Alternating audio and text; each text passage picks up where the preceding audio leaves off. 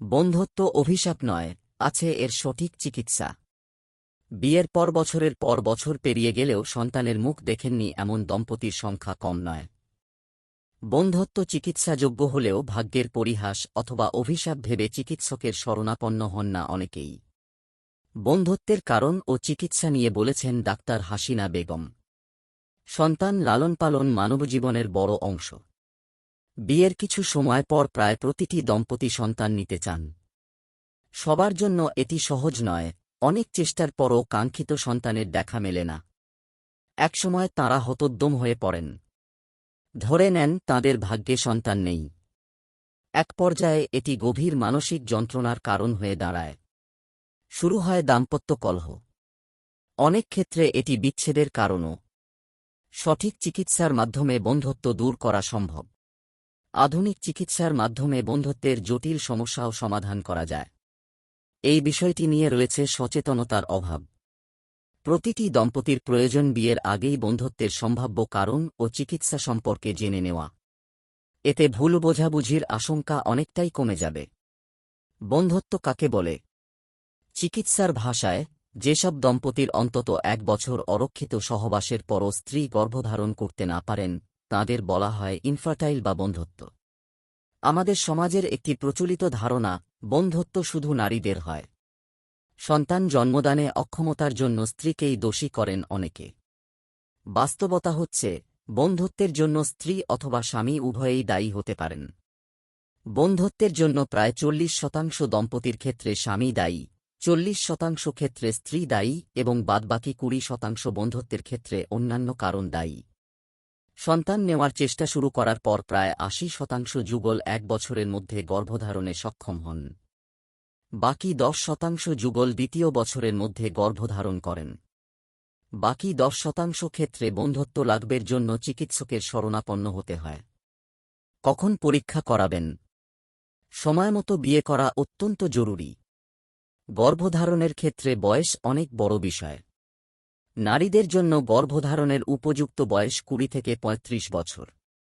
পুরুষদের ক্ষেত্রে বয়স ততটা গুরুত্বপূর্ণ নয়। তবে মনে রাখতে হবে, পুরুষদের বয়স 45 বছর পার হলে ফার্টিলিটি কমতে শুরু করে।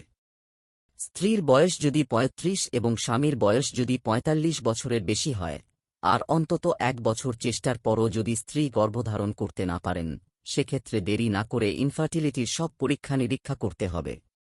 এতে ইনফার্টিলিটির কারণ নির্ণয় করা যায় এবং সে অনুযায়ী স্বামী স্ত্রী, এমনকি দুজনকেই চিকিৎসা দেওয়া সম্ভব হয়। পরীক্ষার ধরন বহু কারণেই হতে পারে বন্ধ্যত্ব। অনেকে বন্ধ্যত্ব নিয়েই জন্মগ্রহণ করেন, কেউ কেউ অল্প বয়সেও বন্ধ্য হয়ে যেতে পারেন। এটিকে অভিশাপ মনে করার কিছু নেই। একে অপরকে দায়ী করা থেকে বিরত থাকুন। এ কারণেই ফার্টিলিটি চিকিৎসার প্রথম ধাপ হিসেবে স্বামী স্ত্রী দুজনকেই কাউন্সেলিং করা হয়। মেডিকেল চিকিৎসা শুরুর আগেই কাউন্সেলিং করা গুরুত্বপূর্ণ। এ সময় চিকিৎসক স্বামী ও স্ত্রীর কাছে জানতে চাইবেন তাদের পরিস্থিতি, সে অনুযায়ী বুঝিয়ে বলবেন তাদের বন্ধ্যত্বের সম্ভাব্য কারণ কী হতে পারে। সে অনুযায়ী সন্তান ধারণের সম্ভাবনার বিষয়ে বাস্তব ধারণা দেবেন চিকিৎসক। পাশাপাশি দুজনের ইতিহাস ও বয়স অনুযায়ী তিনি নির্ধারণ করবেন কী পরীক্ষা করা প্রয়োজন। কিছু পরীক্ষা নিরীক্ষা প্রায় প্রতিটি নারীর ক্ষেত্রেই করা হয়। এর মধ্যে রয়েছে অ্যান্ট্রাল ফলিকল কাউন্ট (FC). এটি করার নিয়ম মাসিকের 2য় অথবা 3য় দিনে। এজন্য ব্যবহৃত হয় টিভিএস আল্ট্রাসাউন্ড পদ্ধতি।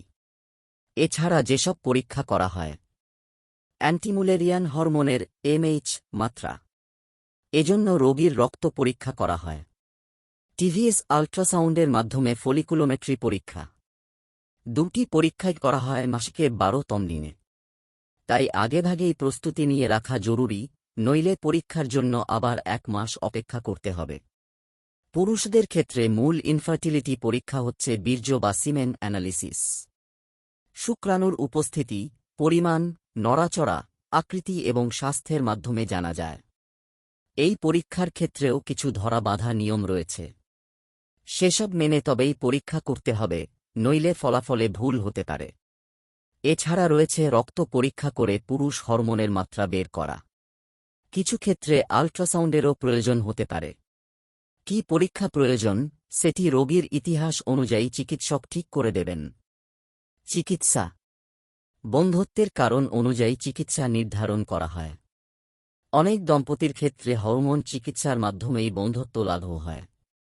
তবে অনেক সময় ইন ভিট্রো ফার্টিলাইজেশনের আইভিএফ প্রয়োজন হতে পারে।